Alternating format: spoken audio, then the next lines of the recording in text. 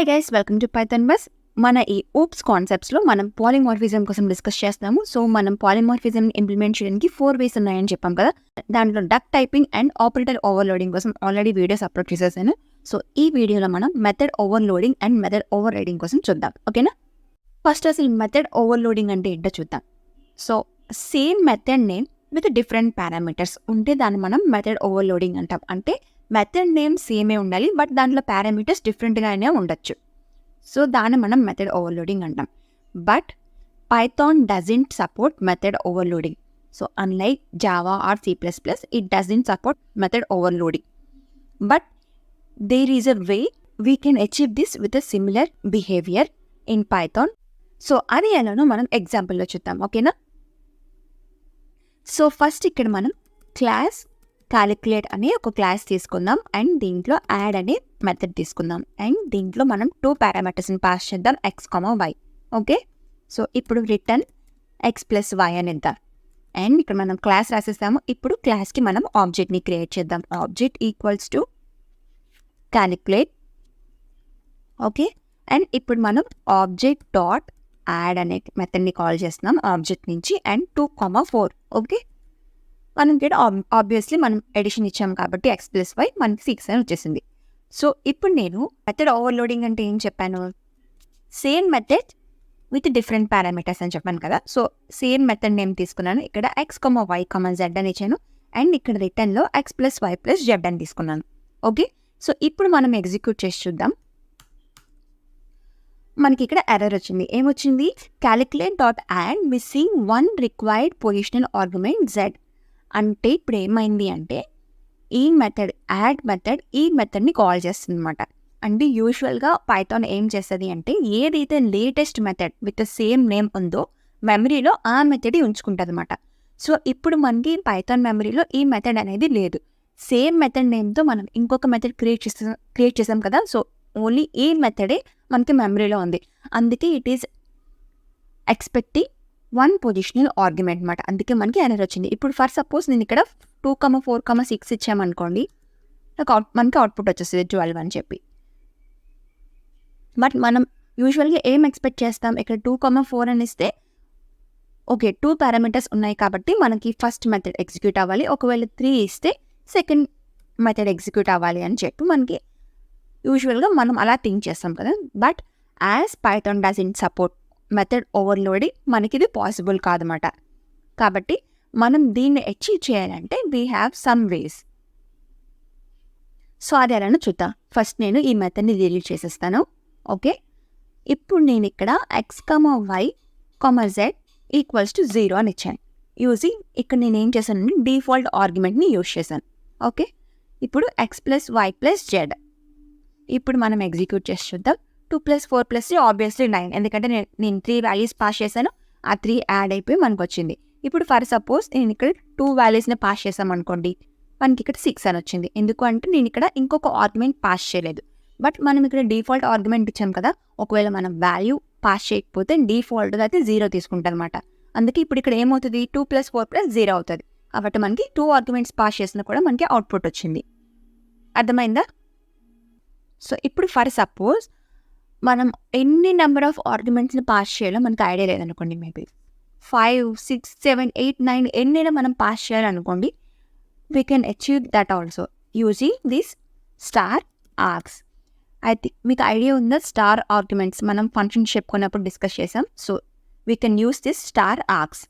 So ఇప్పుడు మనం దీంట్లో వాల్యూస్ని మనం ఎలా గెట్ చేసుకోవాలి? Using for loop. For I in args count equals to count plus I. ఇప్పుడు మనం కౌంట్ని ఇనిషియలైజ్ చేసుకోవాలి కదా. So count equals to 0. Okay, fine.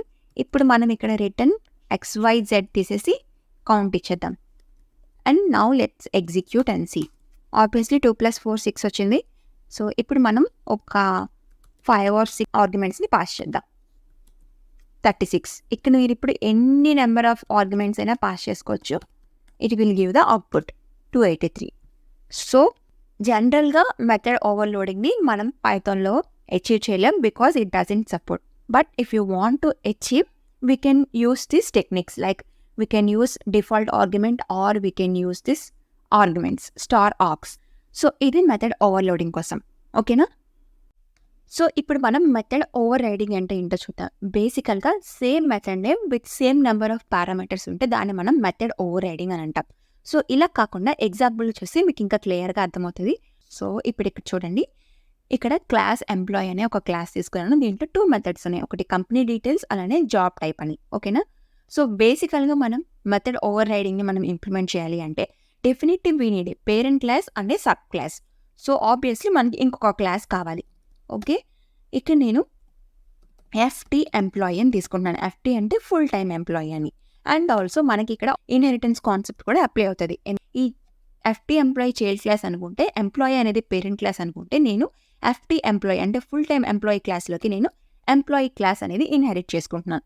So మనం ఈ పాలిమార్ఫిజంని using single inheritance or multi level multiple ఇన్హెరిటెన్స్తో కూడా మనం ఇంప్లిమెంట్ చేయొచ్చు. ఓకేనా? సో ఇప్పుడు మనం ఒక క్లాస్ ఎంప్లాయీ క్లాస్లో ఈ మెథడ్స్ ఉన్నాయి. అలానే ఫుల్ టైమ్ ఎంప్లాయీ క్లాస్ తీసుకున్నాం, అలానే ఎంప్లాయీ క్లాస్ని ఇన్హెరిట్ చేసుకుంటున్నాం. అండ్ దీంట్లో నేను ఏది ఇంప్లిమెంట్ చేయాలో జస్ట్ పాస్ అని ఇచ్చేసాను. ఓకేనా? సో ఇప్పుడు నేను ఈ ఫుల్ టైమ్ ఎంప్లాయీకి ఆబ్జెక్ట్ క్రియేట్ చేస్తాను. ఓకే, ఆబ్వియస్లీ ఆబ్జెక్ట్ క్రియేట్ చేశాను. ఇప్పుడు యూజింగ్ దిస్ మనం ఒకవేళ ఫుల్ టైమ్ ఎంప్లాయీలో ఏదైనా మెథడ్స్ ఉంటే అవి, అలానే మనం ఎంప్లాయీని ఇన్హెరిట్ చేసుకుంటున్నాం కాబట్టి దాంట్లో ఉన్న మెథడ్స్ అన్నీ కూడా మనం యాక్సెస్ చేసుకోవచ్చు. ఫర్ సపోజ్ మనం జాబ్ టైప్ని యాక్సెస్ చేసుకోవాలనుకుంటే చేసుకోవచ్చు ఈజీగా. సో దే ఆర్ ఎంప్లాయీస్ అని ప్రింట్ అయింది. ఓకే, సో ఇప్పుడు ఏంటంటే నాకు దే ఆర్ ఎంప్లాయీస్ అని వద్దు. ఏంటి అంటే పర్టికులర్గా అది ఏ టైప్ ఆఫ్ ఎంప్లాయీ నాకు కావాలి. లైక్ అది ఫుల్ టైమ్ ఎంప్లాయా, పార్ట్ టైం ఎంప్లాయా, లేదంటే కాంట్రాక్టర్ ఎంప్లాయా, నాకు అలా పర్టికులర్గా డీటెయిల్గా కావాలన్నమాట. సో అప్పుడు నేను ఏం చేస్తాను అంటే, and with that I also need a company details. So అందుకే మనం ఇక్కడ ఎంప్లాయీ క్లాస్ని ఇన్హెరిట్ చేసుకుంటున్నాం. బట్ జాబ్ టైప్ నాకు ఇలా వద్దు, దే ఆర్ ఎంప్లాయీస్ అని వద్దు. లైక్ నాకు పర్టికులర్గా మెన్షన్ చేయాలి, like they are full time employees, part time employees అలా అని. సో అప్పుడు నేను ఏం చేస్తానంటే ఇంకొక మెథడ్ని క్రియేట్ చేస్తాను. ఏంటి అంటే జాబ్ టైప్ అనే సేమ్ మెథడ్ క్రియేట్ చేస్తాను అండ్ సేమ్ పారామీటర్ సెల్ఫ్ అనే పారామీటర్. అండ్ ఇప్పుడు నేను ఈ ప్రింట్ స్టేట్మెంట్లో ఇంప్లిమెంటేషన్ మాత్రం మనం చేంజ్ చేసుకోవచ్చు లోపల. But method name and parameter should be the same. అలా ఉంటే మనం ఓవర్ రైట్ చేసుకోవచ్చు. సో ఇప్పుడు నేను they are full time employees అని ఇచ్చేసాను. సో ఇప్పుడు మనం ఎగ్జిక్యూట్ చేస్తే మనకేమొస్తుంది, they are full time employees అని వచ్చేసింది. అండ్ ఇప్పుడు ఏమైంది, ఆబ్జెక్ట్ డాట్ జాబ్ టైప్ అంటే ఈ ఫుల్ టైమ్ ఎంప్లాయీలో ఉన్న job type is over riding the job type in the parent class. So దీన్ని మనం సింపుల్గా ఓవర్ రైడింగ్ అని అంటాం, మెథడ్ ఓవర్ రైడింగ్ అని అంటాం. ఓకేనా? సో ఇప్పుడు మీకు ఒక డౌట్ రావచ్చు, ఏంటి అంటే ఎందుకు మనం ఇక్కడ సేమ్ మెథడ్ నేమ్ యూజ్ చేయాలి, ఇంకొక మెథడ్ ఇచ్చేసి దాంట్లో మనం they are full time employees అని ఇవ్వచ్చు కదా. ఇంకొక మెథడ్ నేమ్ ఇచ్చేసి దాన్ని మనం సేమ్ మెథడ్ నేమ్ ఇచ్చేసి సేమ్ పారామీటర్స్ ఇచ్చి దాన్ని మళ్ళీ ఓవర్ రైడ్ చేసి ఎందుకు ఇవంతా చేయాలని ఆబ్వియస్లీ మన అందరికీ ఒక క్వశ్చన్ వస్తుంది కదా. So I will try to clear out that question. For suppose ఇంకొక క్లాస్ తీసుకుందాం. ఏంటి అంటే పార్ట్ టైం ఎంప్లాయీ అని ఇంకొక క్లాస్ తీసుకుందాం. అండ్ దీంట్లో ప్రింట్ స్టేట్మెంట్లో కూడా పార్ట్ టైం ఎంప్లాయీ అని ఇద్దాం. సేమ్ ఒకవేళ మనం దీనికి ఆబ్జెక్ట్ క్రియేట్ చేసినప్పుడు మనకి they are part time employees అని మనకి ప్రింట్ అవుతుంది. ఓకేనా? ఇప్పుడు ఏం చేద్దాము అంటే నేను ఇక్కడ ఒక మెథడ్ని క్రియేట్ చేస్తాను. సో ఇక్కడ మనం డిస్ప్లే అనే ఒక మెథడ్ని క్రియేట్ చేసేసాం. ఇప్పుడు దీంట్లో మనం ఆబ్జెక్ట్ని పాస్ చేసుకోవచ్చు. మనం ఫంక్షన్లో కూడా ఆబ్జెక్ట్ని పాస్ చేసుకోవచ్చు కదా, నేను లాస్ట్ టైం చెప్పాను డైమండ్ ప్రాబ్లంలో. సో ఇక్కడ మనం డీటెయిల్స్ అనే ఒక ఆబ్జెక్ట్ని క్రియేట్ చేద్దాం. ఓకే, సో ఇప్పుడు యూజింగ్ దిస్ డీటెయిల్స్ నేను జాబ్ టైప్ని కాల్ చేస్తాను. Okay, job type.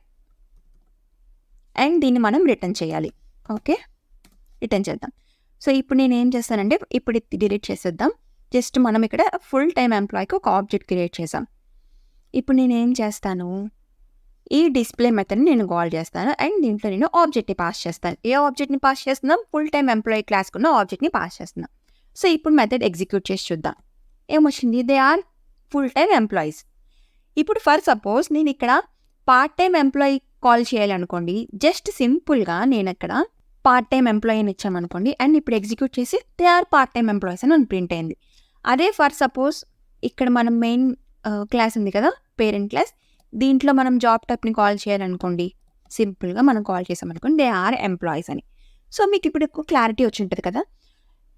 ఇప్పుడు ఫర్ సపోజ్ నేను ఇక్కడ జాబ్ టైప్ అనేది ఒక్కొక్క దాంట్లో నేను ఒక్కొక్క మెథడ్ నేమ్ ఇచ్చి నేను పెట్టాను అనుకోండి, ఏమవుతుంది? ఎవ్రీ టైం నేను ఇక్కడ ఆబ్జెక్ట్ని పాస్ చేసినప్పుడు ఇది ఎగ్జిక్యూట్ అవ్వదు. ఎందుకు అంటే అన్నిట్లో కూడా మనకి సేమ్ మెథడ్ నేమ్ లేదు జాబ్ టైప్ అని. డిఫరెంట్గా మనం ఇచ్చామనుకోండి, ఎవ్రీ టైం ఈ ఫంక్షన్ కూడా మనం మార్చుకోవాలి, లేదంటే డిఫరెంట్ ఫంక్షన్స్ మనం రాయాలి. దీనివల్ల మనకి కోడ్ అనేది చాలా పెద్దదైపోద్ది and it is not looking good. And అది కూడా మనం అలా కోడ్ కూడా మనం రాయకూడదు. మనం ఎంతైతే కోడ్ని రీయూజ్ చేయగలమో మనం అంత రీయూజ్ చేసుకోవాలి కోడ్ని. ఎక్కువగా మనం ఫంక్షన్స్ రాసేసి మనం ఎప్పుడు కోడ్ని కాంప్లికేట్ చేసుకోకూడదు అనమాట. So definitely we need consistent interface. Okay. And also మనం ఎప్పుడైనా డీబగ్ చేసినప్పుడు కూడా మనకి ఇలా సేమ్ మెథడ్ నేమ్ ఉండడం వల్ల మనకి చాలా ఈజీగా ఉంటుంది డీబగ్ చేసుకోవడం. మనం డిఫరెంట్ నేమ్స్ ఇస్తే మనం కన్ఫ్యూజ్ అయిపోతాం. లైక్ ఎప్పుడైనా ఎర్రర్ వచ్చింది అనుకోండి ఇష్యూ, సో మనం అన్ని రిమెంబర్ చేసుకోవాలి. లైక్ ఈ మెథడ్ నేమ్ ఏంటి, ఈ మెథడ్ నేమ్ ఏంటి, అవన్నీ మనం గుర్తుపెట్టుకోవాలి. అప్పుడు మనం వెళ్ళి సర్చ్ చేసి చేయాలి. అదే ఇప్పుడు సేమ్ నేమ్ ఇచ్చామనుకోండి, ఓకే ఈ సబ్ క్లాస్లో మనకి ఇష్యూ వచ్చిందంటే ఓకే ఈ జాబ్ టైప్లో మనకి ఇక్కడ ఎర్రర్ వచ్చిందని డైరెక్ట్గా మనం ఆ సబ్ క్లాస్కి వెళ్ళి ఆ మెథడ్ నేమ్కి వెళ్ళి మనం చెక్ చేసేవచ్చు ఈజీగా.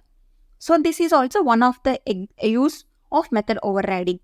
సో ఇది సింపుల్గా method over riding. Same method name with same number of parameters. And also method over riding will work in run time. అంటే మనం ఓన్లీ రన్ టైంలోనే అది ఓవర్ రైడ్ అవ్వగలదు కదా. మనం ఇది ఎగ్జిక్యూట్ చేసినప్పుడే కదా అప్పుడు ఈ జాబ్ టైప్ ఈ ఫంక్షన్లో ఈ క్లాస్లో ఉంటే ఇది ఎగ్జిక్యూట్ అవుతుంది, లేకపోతే అప్పుడు పేరెంట్ క్లాస్లో ఆ జాబ్కి వెళ్ళి ఎగ్జిక్యూట్ అవుతుంది. So it will work in run time.